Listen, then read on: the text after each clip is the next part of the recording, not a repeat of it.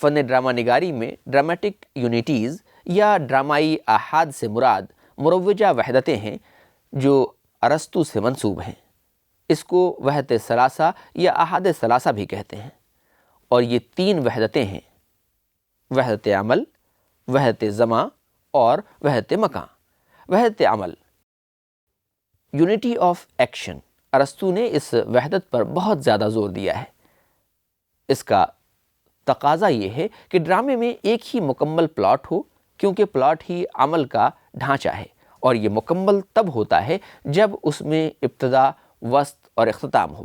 ارسطو کے خیال میں جس طرح تقلیدی فنون میں ایک نقل ایک ہی چیز کی نقل ہوتی ہے، اسی طرح ایک صورت میں چونکہ رویداد ایک ہی عمل کی نقل ہے، اس لیے اسے ایک ایسے عمل کی نقل ہونا چاہیے جو واحد اور مکمل ہو۔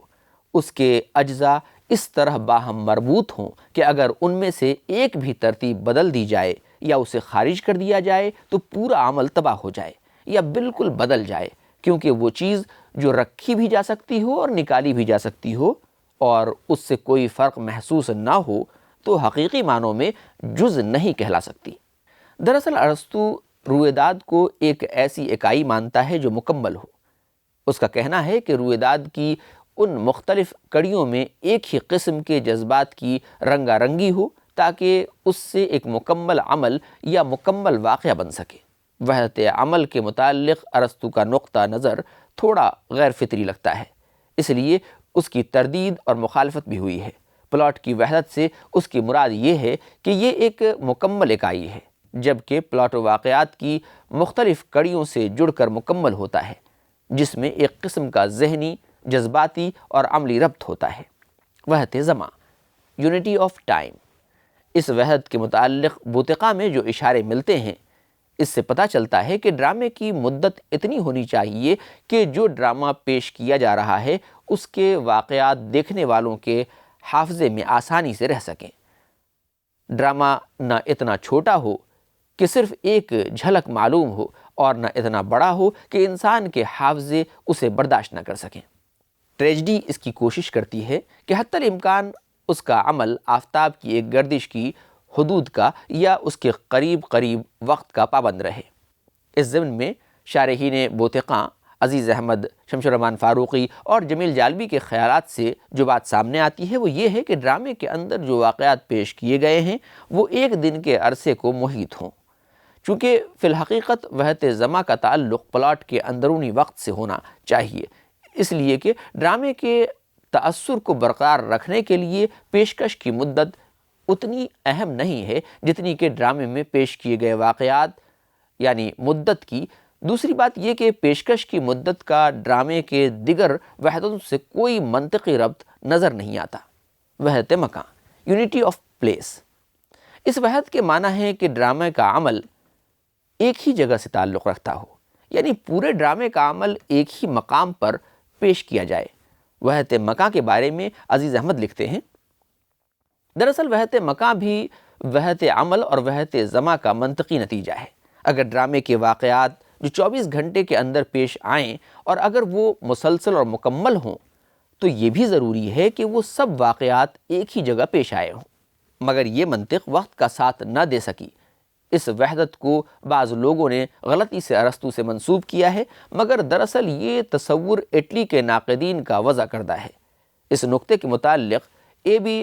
اشرف لکھتے ہیں، وحدت مکان کو اٹلی کے ناقدین نے ارسطو کے اس بیان سے اخذ کر کے غلطی سے اس کے ساتھ منسوب کر دیا ہے کہ ٹریجڈی اس کی کوشش کرتی ہے کہ حتی الامکان اس کا عمل آفتاب کی ایک گردش کی حدود یا اس کے قریب قریب کی پابند رہے۔ نشاط ثانیہ کے تمام ڈرامے نویسوں نے اس کی تقلید کی، لیکن حقیقت یہ ہے کہ وحدت مکان کی حیثیت محض اضافی ہے، یہ دراصل وحدت زمان اور وحدت عمل ہی کا ایک حصہ ہے۔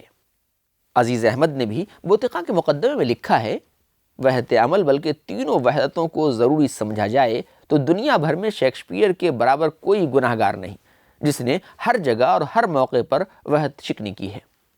وحدت تأثر ظاہری طور پر اس کا تعلق وحدت ثلاثہ سے نہیں ہے، مگر کوئی ڈرامہ نگار جب کسی مرکزی خیال کو ڈرامے میں ایک مخصوص فضا قائم کرنے کی غرض سے اتحاد عمل اور کرداروں کی تشخیص اور تکمیل کے بارے میں سوچتا ہے اور اسے عملی جامہ پہنانے کا ارادہ کرتا ہے تو وحدت تأثر ہی اس کی بنیاد ہوتی ہے۔ مذکورہ تینوں وحدتوں کو ڈرامے میں وحدت تأثر قائم کرنے کے لیے ہی استعمال کیا جاتا ہے۔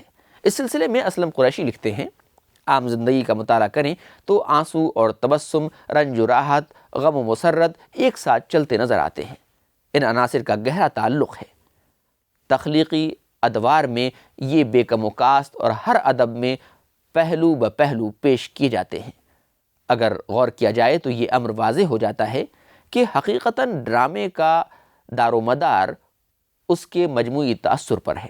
اگر المیہ اور تربیہ کو اس طرح ایک دوسرے میں سمو دیا جائے کہ وہ ہم آہنگ ہو جائیں تو اس کے اس مجموعی تأثر کی بنا پر وہ کامیاب تخلیق شمار کی جا سکتے ہیں۔ معلوم یہ ہوا کہ تمام وحدتوں کی روح رواں وحدت تأثر ہے۔ اس کی خاص بات یہ ہے کہ ہندوستانی ڈرامے کے نظریے رس سے یہ بہت حد تک مشابہ ہے۔ بقول ڈاکٹر وقار عظیم، ڈرامہ شطرنج کا کھیل ہے۔